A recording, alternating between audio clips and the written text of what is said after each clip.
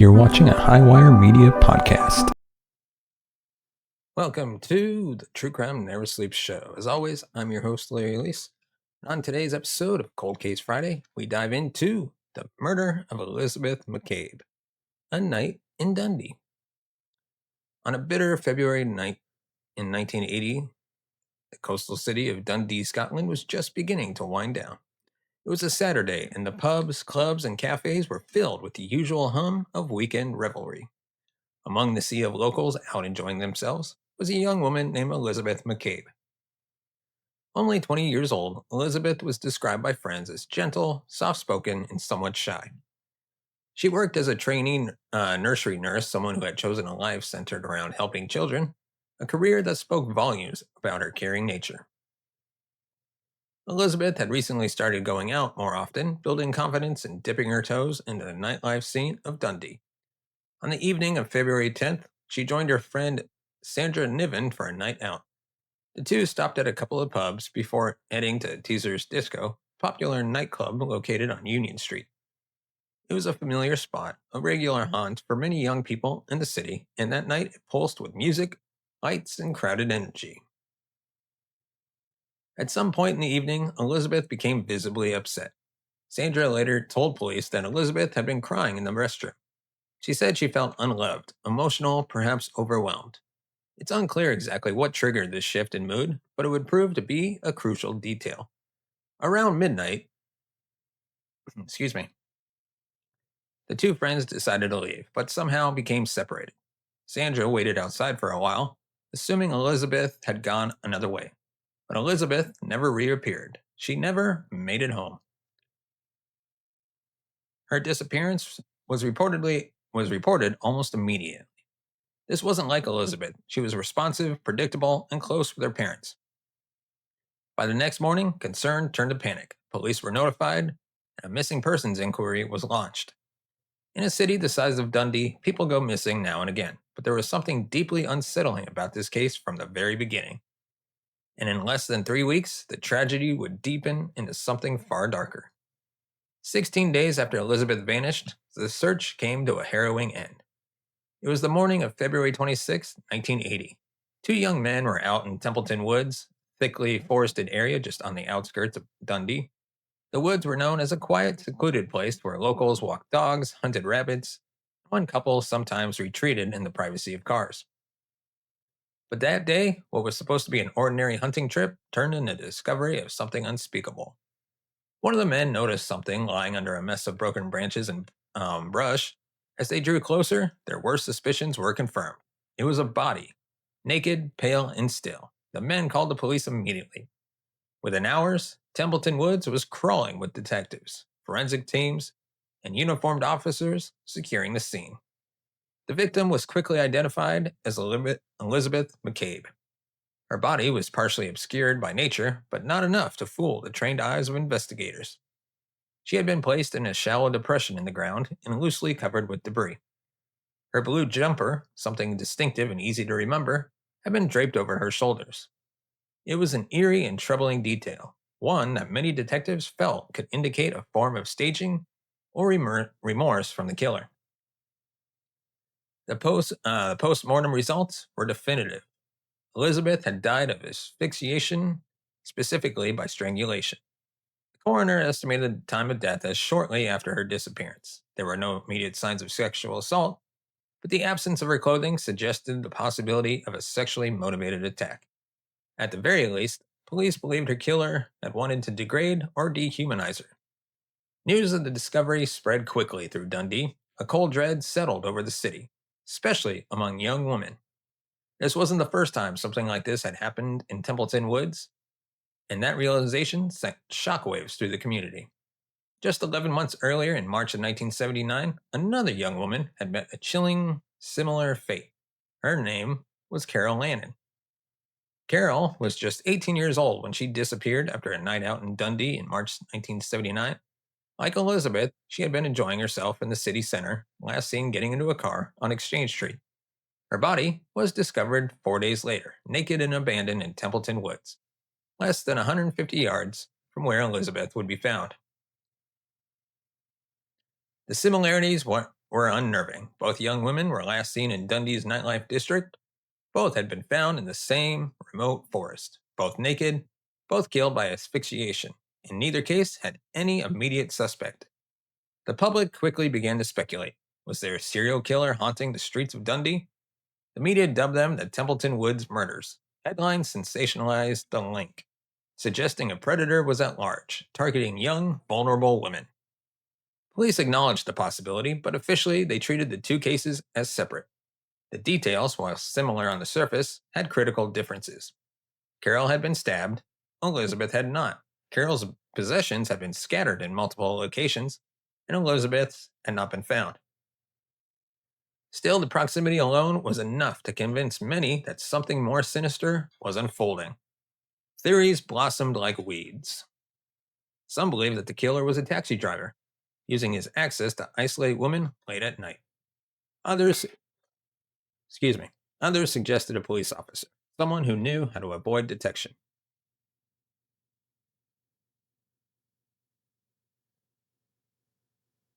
And then there were those who whispered about occult motivations, believing the forest had some supernatural pull. Regardless of the theory, the fear was real. Women in Dundee changed their routines. Nightclubs saw fewer lone patrons. Parents warned daughters about taxis. And for detectives, the pressure was mounting. They had two bodies, two grieving families, a terrified public, and not a single person in custody. From the earliest days of the investigation, detectives focused on Elizabeth McCabe's last known location, Teaser's Disco, and her final moments alive. The area was combed for witnesses. CCTV didn't exist in the way it does now, but bouncers, bartenders, and patrons were questioned. What police needed was the timeline. Who had seen Elizabeth last? Had anyone noticed her getting into the car? One lead stood out. Several witnesses recalled seeing a woman matching Elizabeth's description getting into a taxi near the club. Some said the cab was a Ford Cortina, an older model, but common at the time. There was also a report of a taxi parked suspiciously in Templeton Woods, around the time Elizabeth disappeared. Its interior light glowing in the dark as if someone were sitting inside waiting. The driver had reportedly been behaving strangely, keeping his hands off the steering wheel as much as possible. This led police to begin systematically interviewing taxi drivers in the area. Dozens were questioned, logbooks were examined, and one name kept resurfacing: Vincent Simpson. Simpson was a 35-year-old father of three living in Newton, a small village outside of Dundee. He drove a Ford Cortina and had a history of petty crimes. He was known to the police, not as a violent man, but as someone who had once been caught peering into parked cars in Templeton Woods. He admitted to being something of a voyeur, a so-called peeping Tom, who would lurk in the woods watching couples. When questioned about the night Elizabeth disappeared, Simpson gave conflicting accounts. First he said he was home, then he said he was in the woods. His alibi was weak. His behavior was suspicious. But in 1980, suspicion wasn't enough. There was no forensic evidence linking Simpson to the crime, no fingerprints, no eyewitness placing Elizabeth in his cab. Despite their gut feelings, the police couldn't charge him, and the case began to grow cold. For over 2 decades, Elizabeth McCabe's murder sat in a box labeled unsolved. It haunted the Dundee police force, a quiet reminder that not all crimes are solved, and not all killers are caught. But time, as it turned out, would become the detective's greatest ally. By the early 2000s, Scotland, like much of the developed world, was investing heavily in forensic science. Cold case units were re-examining old evidence with new tools: touch DNA analysis, improved fiber tracing, and database cross-matching. In 2004, Elizabeth's case was reopened, part of a broader operation known as Operation Trinity, an effort to link a number of historic unsolved murders across the region. While investigators eventually concluded Elizabeth's case was not linked to others in Operation Trinity, the re-examination proved fruitful. Her blue jumper, the same one found draped over her shoulders, was sent for DNA analysis. The results were startling. 3 separate areas on the jumper returned a male DNA. One of those areas produced a match in the UK National DNA Database. It belonged to Vincent Simpson. A second DNA profile, lifted from a hair found on the mortuary sheet, also matched Simpson. The odds of these findings being coincidental were staggeringly low. Experts testified that the likelihood of all three DNA samples belonging to someone else was less than 1 million or 1 in 40 million. Vincent Simpson was arrested in 2005, 25 years after Elizabeth's murder. The man who had once been a prime suspect was now at the center of a full-scale prosecution. The charges stunned the public, many of whom had assumed the case would never be solved. For Elizabeth's family, it was the first glimpse of justice in a generation. The case was finally heading to court. The trial of Vincent Simpson began in October 2007 at the High Court in Edinburgh. Courtroom was packed each day. Journalists, curious onlookers, and members of Elizabeth's family all gathered to witness what many hoped would be the closing chapter of a 27-year-old mystery. The prosecution's case hinged almost entirely on forensic science. They presented the DNA findings with confidence, calling multiple expert witnesses to explain how the samples have been retrieved, tested, and verified. They argued that Vincent Simpson's DNA being present on Elizabeth's clothing and on a mortuary sheet decades after her murder was no coincidence. It was evidence of guilt. They also pointed to his behavior over the years, his presence in Templeton Woods on the night Elizabeth vanished, his history of voyeurism, his shifting alibis, his lack of cooperation in the original investigation. To the Crown, this was a man who had evaded justice for far too long. But the defense was well prepared. Their strategy was not to deny that DNA existed, but to cast doubt on how it got there. They raised concerns about contamination. The clothing had been stored, handled, and tested by numerous people over the decades. In the early 2000s, proper DNA preservation techniques weren't always followed. They argued, could someone have transferred Simpson's DNA accidentally? They also challenged the timing of the DNA matches. Why hadn't earlier tests done in 2003 picked up Simpson's profile? Was this evidence as ironclad as the prosecution claimed? Simpson himself chose not to testify. He sat silently in the dock, watching the courtroom drama unfold. After weeks of argument and expert testimony, the jury deliberated in December 2007. They returned their verdict, not guilty. The courtroom fell silent. The not guilty verdict stunned the public. Many in Dundee had followed the trial closely, hoping for closure. The DNA evidence for some had seemed unshakable, a modern miracle that could finally solve a decades-old tragedy. And yet the jury had rejected it, not due to lack of importance, but because of the reasonable doubt that clung to every part of the case, like fog in Templeton Woods. For Elizabeth McCabe's family, the decision was devastating. They had waited 27 years to see someone held accountable for their daughter's death. They had sat through graphic testimony, heartbreaking photographs, and weeks of legal arguments, and now they were left with nothing. Simpson was released from custody and quickly became a figure of public fascination. In media interviews, he maintained his innocence, claiming he had been targeted unfairly by police looking to solve a cold case by any means necessary.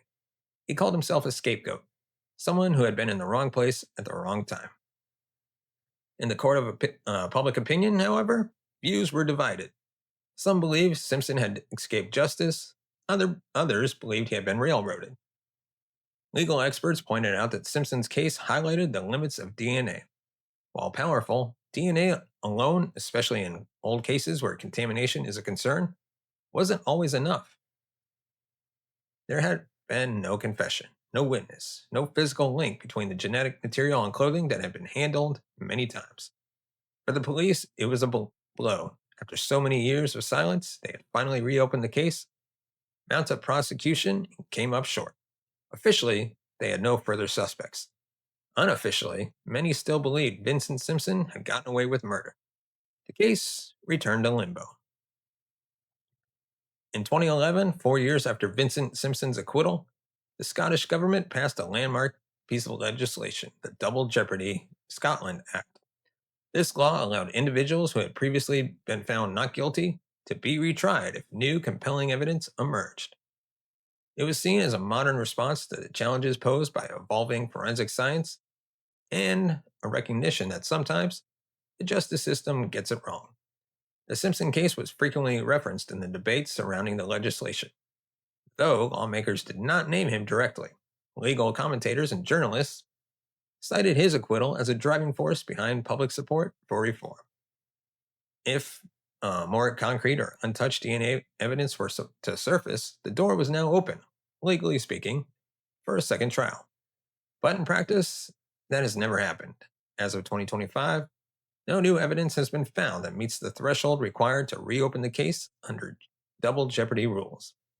The original jumper and mortuary sheet remain part of the cold case file, but further forensic testing has not revealed anything new. Some items were too degraded, others were deemed inconclusive. Simpson remains a free man.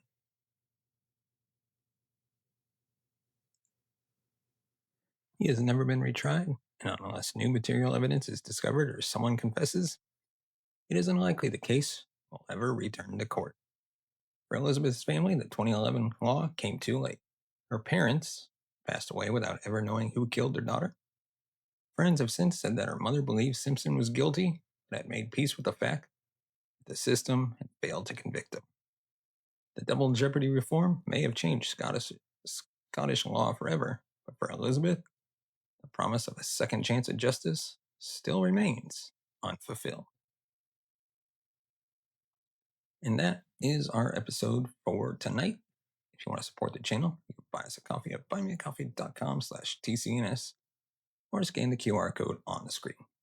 As always, you can find us on all major podcast platforms, Good Pods, Amazon, Spotify, wherever you listen to podcasts from. As always, thank you so much for watching and listening. We'll see you next time.